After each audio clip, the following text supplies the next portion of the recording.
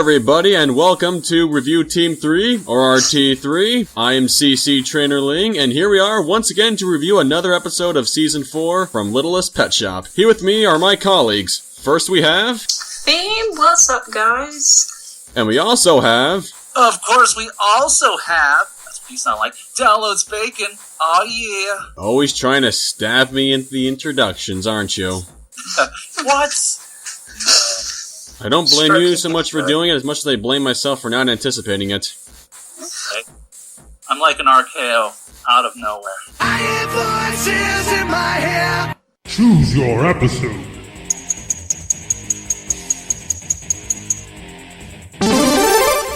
The Tiniest Animal Store. Well, now that we know which episode we'll be looking at today, let's check it out. Check it out. So this week's episode is The Tiniest Animal Store. The plot here is a TV producer creates a sitcom based on Littlest Pet Shop, but Blythe doesn't approve of how he goes about creating the series and worries it will reveal her secret to the world. Meanwhile, Mrs. Twombly thinks the program is a hidden camera reality show and tries to keep up appearances by trying to stay interesting on camera all the time. Our first positive of this episode would definitely have to be Mrs. Twombly in her own personal B-plot. I think, personally in my opinion, I think without her, there probably wouldn't have been much comedy to ensue. And boy oh boy, she had a lot of comedy moments in this B-plot. It's amazing! Or awesome sauce, to quote Mrs. Twombly here. Locations. Yeah, she had some really funny moments, like, it was like, the beginning with her, like, arguing with the dude, Dick, she was, I found it really funny when she was just being really, sassy because of how rude he was being to her. He was just like, gosh, I can't remember what he says, but then she's all like, okay! She does really funny things. And then the way she gets all dressed up for the cameras and really putting on this somewhat convoluted acting, whatever it is she's trying to do. Yeah, talk about trying to be interesting on camera 24/7. I don't think she'd last very long, but it was still hilarious. Yeah, I don't know. I loved when Mrs. Twombly, when the customer came in, she's like, a customer with a dog. What's it called? I guess you'd like to see the dog department. Why she put so much emphasis on the word dog? She's always looking directly at the camera, like, every time. It's like, she's looking directly at us. Is there a camera there? Like, she thinks there is. I like how her acting's really funny because I love it when she's like, this is Littlest Pet Shop! It's so melodramatic. This is how she says it. And since when does she have hair that big? No, it looks good though. Yeah, I like it. I loved her outfit. It's like... I don't know, I mean, the outfit was a bit excessive, like, when it comes to, like, the entire dress. It looks like something, like, to a dance or too formal. Especially for, I guess, a reality show, like, one, maybe. It's Mrs. Twombly. Let's face it, if you can do kung fu quilting action in that dress, you've already won the day, and you've won the show, you've won everything. That was epic. Like, she broke the little duster in half. How's she gonna clean the shop now when she has her little cleaning freak outs? So she's gonna be like, oh, I'll get the duster. It's broken! Oh no, it's not like I could just buy another. I'm guessing maybe she'll buy one from the humongous chain store, because they understand freedom. So, Twombly was incredibly awesome. Slightly on topic is that I didn't know her hair was that long, though. I think she had extensions. I'm not sure, because, like, her hair is really long, but no, it's not that long. It's like, what the hell? It was like, it's not like a bob, it's like I know there's an official name for it, and I'll horribly sub myself in there to make me sound smart, but, yeah, I just was like, well, having her hair up looked good, but I was like, I didn't know it could go that far up. It could have been a wig, I guess, because we do see her, like, sort of straightening her hair up, sort of thing.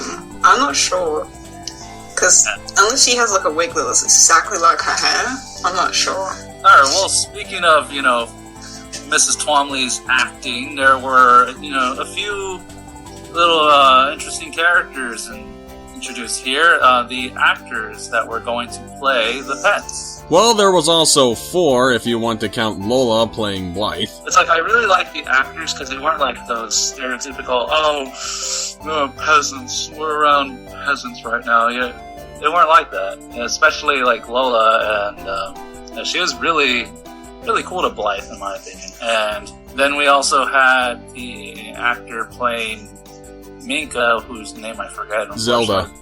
Zelda. That's a cool name. Yep. Yeah, so I really like how Zelda almost, I swear, looked exactly like Minka, except like a human version. Well, you may have thought that, but me being the anime person that I am, I kind of felt that she looked like the character Mine from the anime Akame ga Kill.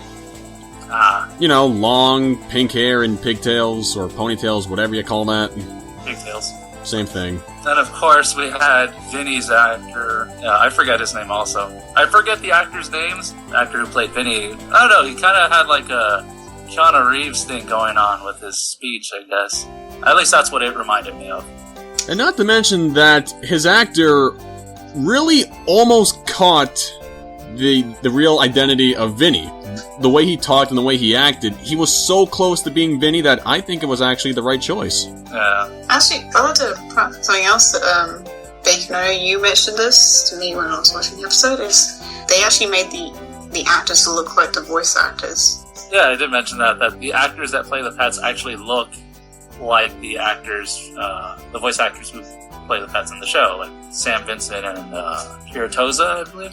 Yeah, and Kyle Rideout. I do not recall Kira ever having long pink hair.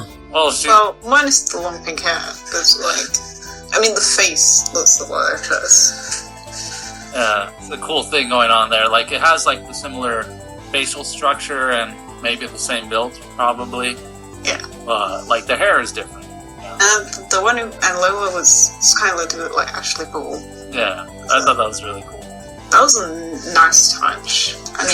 Which kind of just disappoints me that we didn't see. All these actors were really cool, but the project they were working on, the Tiniest Pet Store. Tiniest Animal Store. Same thing. Yes, that is one of my positives. The Tiniest Animal Store. First thing I want to talk about is the theme song. I know they're trying to do a parody or some type of a reference to a lot of TV shows that are pretty much explaining their entire premise in the theme song.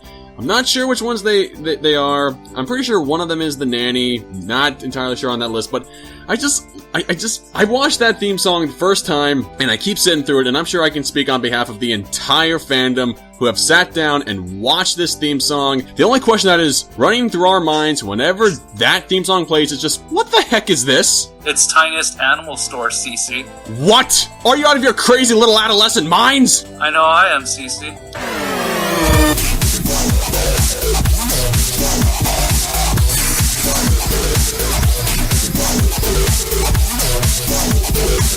But yes, Tiniest Animal Store, the theme song, it's so strange, so weird, kind of stupid, but it's actually kind of nice. It's sort of kid-friendly. I don't know if they were going for a kid-friendly sitcom or primetime, but it felt kid-friendly to me. And the idea of Blythe, the character in the show, looking at the pets who are nothing more than humans in pet costumes, I don't know if it's just me, but I felt like this was sort of like a reference to this one TV show I used to watch called Wilfred, where the leading character would see his dog Wilfred as a man in a dog suit, but everyone else saw Wilfred as just a plain average, everyday dog.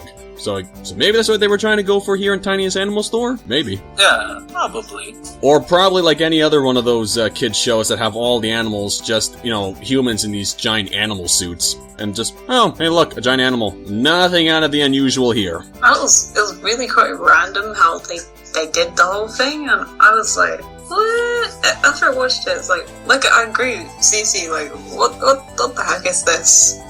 Yes.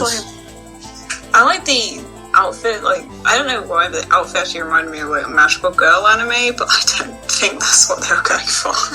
And then something about aliens zapping her to give powers. Yeah, what the hell? It's but aliens do exist in Little Spectrum, so that's actually quite true. Yeah. Aliens confirmed.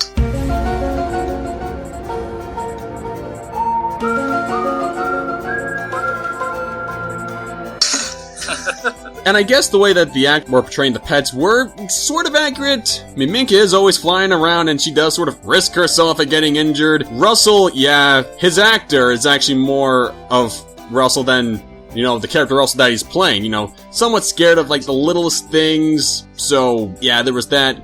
Vinny, again, his actor was the perfect match. Almost. Maybe almost perfect. But Blythe, probably could have gone for a better choice or a better direction. But regardless, I thought the premise was sort of like a nice little, stab at the actual LPS series. Just for fun. Yeah.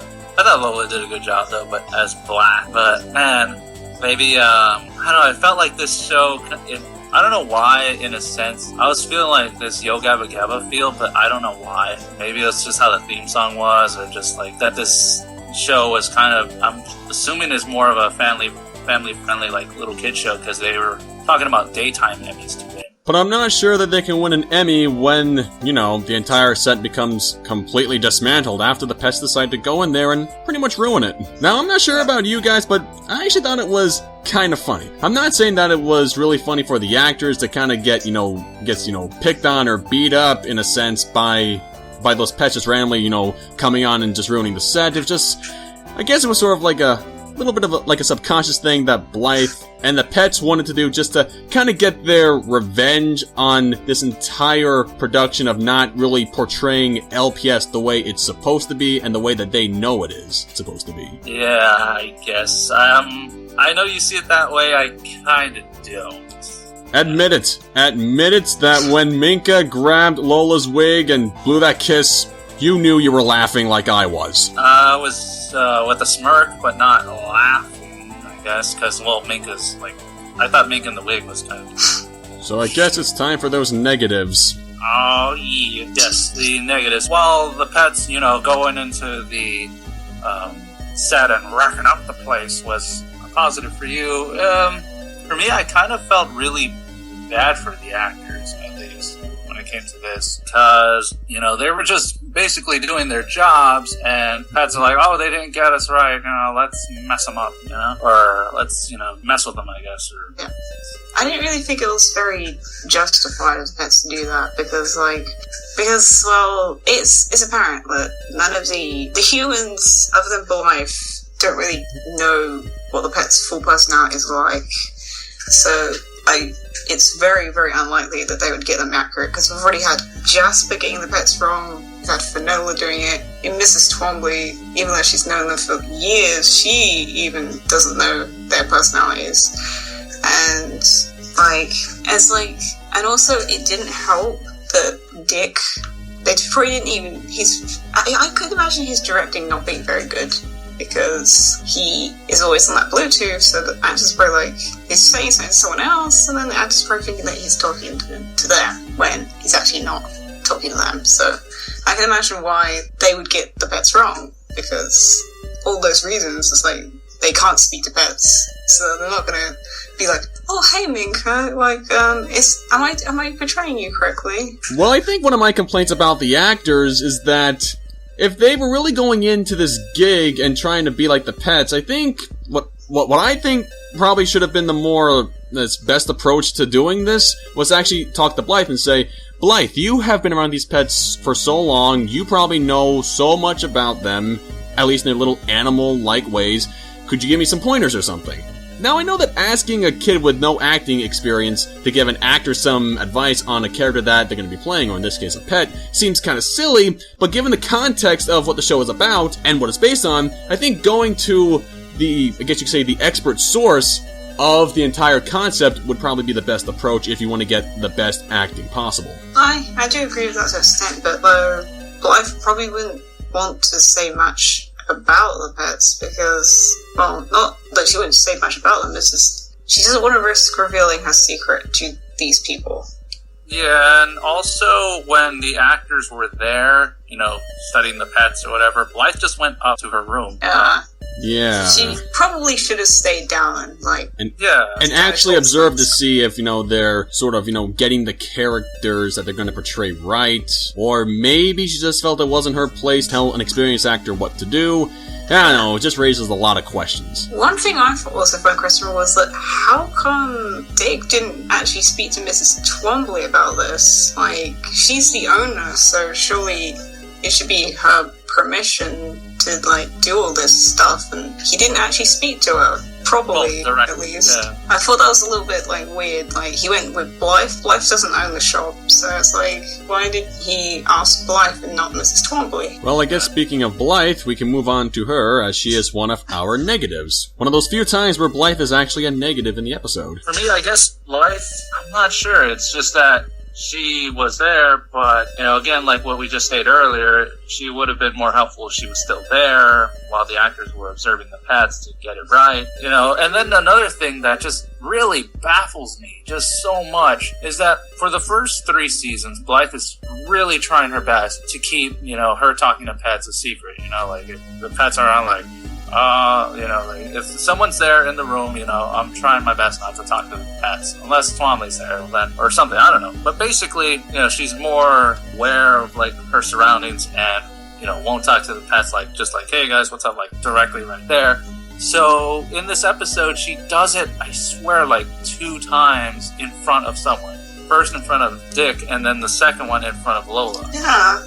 I'll agree with that, because I've actually noticed Blythe has been doing that a lot recently. She's openly talking to the pets, and even say Mrs. Twombly. I guess Mrs. Twombly probably hears Blythe talking to them anyway, so she probably doesn't think anything of it. But it's she was openly talking to the pets in front of her as well, and it's usually Blythe is not doing that, so I don't know what's going on with that at the moment. There's only 2 more things that I really want to say about Blythe. She actually goes on record and says that she knew making this sitcom would be a bad idea, but the only reason she really went along with it is because they promised that she would be the fashion designer for all of the costumes on the show, and then, right as the show is about to begin filming, they say, we just went with the new designer. It's wow, that's kind of a slap in the face to Blythe. But then again, she just kind of bought into every single thing that Dick was saying to her, and leading up to that filming, Dick kept on making a lot of changes, and it's I don't know how Blythe just couldn't see that coming. Yeah. Especially since it's television, so it's, basically Hollywood, in a sense. I'm putting that in quotation. Yeah, just... It's they're always going to, say, we went with someone else. We went with someone else. Typical Hollywood stuff, but I guess I can say that the only good thing to come out of Blythe in this episode, at least in my opinion, is when Lola offers Blythe that fashion design internship. Yeah. So hopefully that goes somewhere, because otherwise it kind of felt like Blythe didn't really contribute much, or there's nothing really to go off of from this episode as of right now. With the changes for this, one thing that kind of annoyed me a little bit is that we didn't have all the pets as the human actors, and that was really annoying, because I would like to have seen, it annoyed me that they chose Russell and Vinny specifically, because we had them last week, Game of Thrones. But yeah, so it's why specifically did they choose Russell and Vinny again, when they should choose, in my opinion, choose Minka, Pepper, and Penny if they're going to choose 3 pets, or why not just have all of them there? It's not like it would have made anything too hard to do, in my opinion. It's there's no reason for them not to all be there, and I want to see all the pets, because I think there's been a lack of all the pets recently, and I want to see all of them, not just 3 of them. I think the one thing that they could have done that a lot of TV shows, at least as of the mid-90s, have been doing when it comes to having animal characters is just to get one of those robotic animals, and this is have someone dub over that robotic animal's voice, and, they can do pretty much anything they want. Just think about the show Sabrina the Teenage Witch, and also think about this current show that's airing on Nickelodeon right now, The Thundermans. They have a talking cat on Sabrina, they got a talking rabbit on The Thundermans. I mean, if they can make that happen with just a cat and a bunny, I'm pretty sure that, they could do it with these 7 pets, unless, of course, they can't afford to make these animatronic animals or something. Yeah, that's true. I guess it made it more I guess, comedic that they were dressed, like, in these, like, they call them fursuits. I know that's not what they are, but that's kind of what they remind me of, so I guess it made it more funny, but Funny I guess and you're cheap. right, it would have probably made more sense to have animatronic pets. Like, you say, like, Salem from Sabrina, it's like, why didn't they do that? They could have done that. Well, if I may for a sec, I mean, you know, he did say that, you know, due to budget, they could only get like 3 actors, or the 4 actors actually. The 3 actors to play with pets, and 1 Yeah. seems So funny. I'm guessing it costs more to pay an actor than it does to make a robot. I guess so. I don't know. It just poses a lot of questions, like all these changes and so many things that happened. You know, like actors reading off of a teleprompter and not a script. I mean, I don't know. To me, when I learned about acting in college, it's usually done on a script, and the only time you really use a teleprompter is when you're, you know, doing a news segment or you're doing like a live broadcast. Usually scripts are just, you know, for all of the pre-taped things. But now we move on to our final negative of this review, and it would have to be the constant dick Bluetooth gag. Now, I understand what they were going for here. It's a joke that I've seen on several other TV shows. But the thing is, other TV shows don't drive the joke into the ground as hard as Dick did in this episode. It was funny the first, second, and third time, but like I always try to say, rule of 3, let's not go beyond that. Maybe it was alright in the first act, but doing it in the second and third was just, okay, please stop, we get the joke. And then Blythe actually calls him out on this whole Bluetooth thing right at the end, and it's like, this is what I've been saying since the first act! It's like, I didn't really find it funny first time either. I just felt he was, like, really rude. And I find, like, Aunt Christy, when she did it, funny because she wasn't rude, but he was just really rude to Blythe, Mrs. Twombly. And I thought, and, like, to everyone else, it's like, I didn't find it funny because of how rude he was to them. So I guess that's just me. I don't know. I just don't like how rude he was. Like, he probably shouted at, like, Mrs. Twombly and Blythe, and then, actually, I think he frightened Mrs. Twombly slightly because she, like, jumped. I was like, dude, that's just stop shouting. You don't need to do that. Yeah, just please, stat.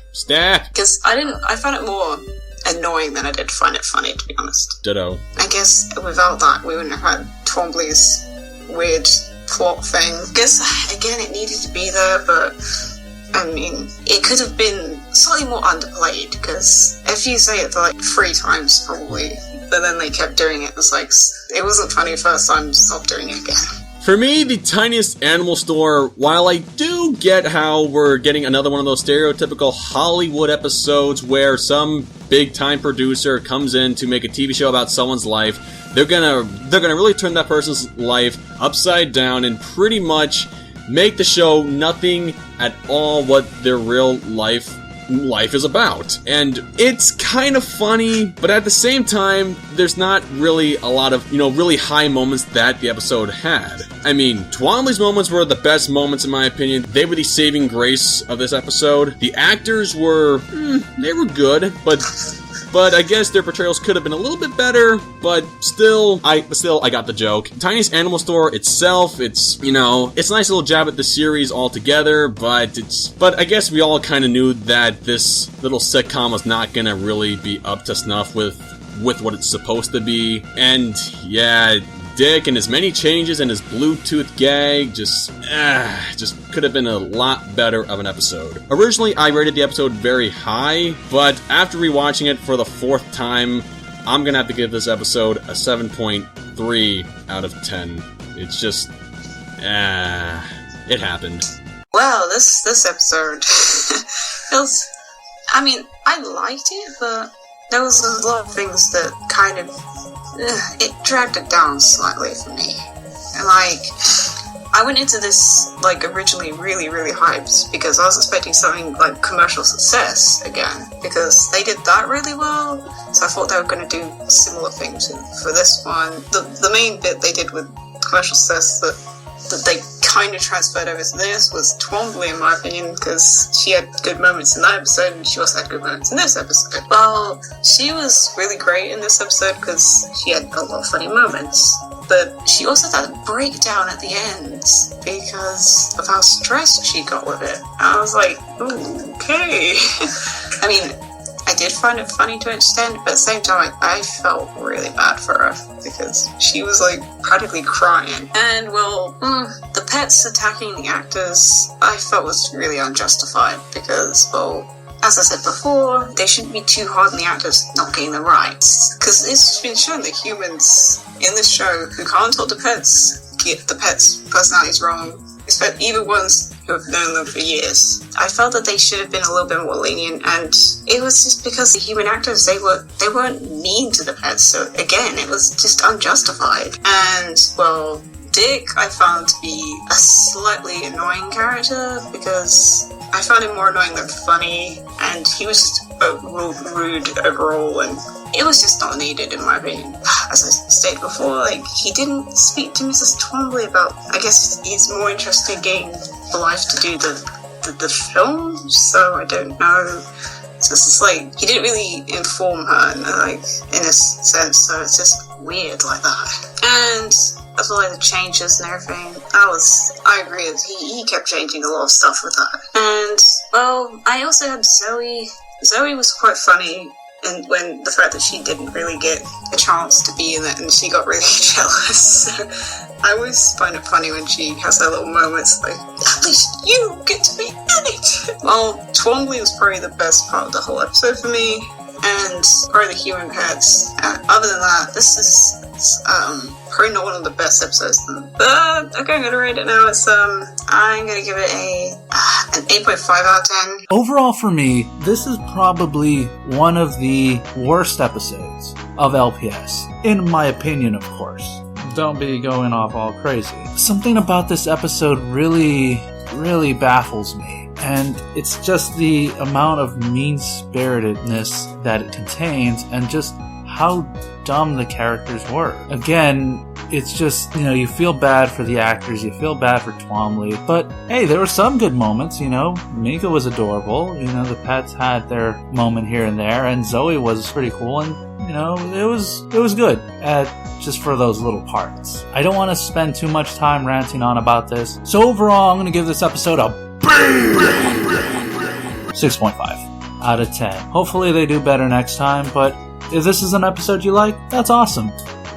So, that's it for me. Well, everyone, that takes care of that review. So be sure to tune in next time for RT3's next review, where we tackle the episode Spend Thrifty. So, until next time, this has been RT3, and we'll be seeing you all next time. Peace out, home slices. Cheerio, darling. And of course, pet shoppers, we'll be seeing you in the next episode. So, thanks, and say it with me now. Thanks again.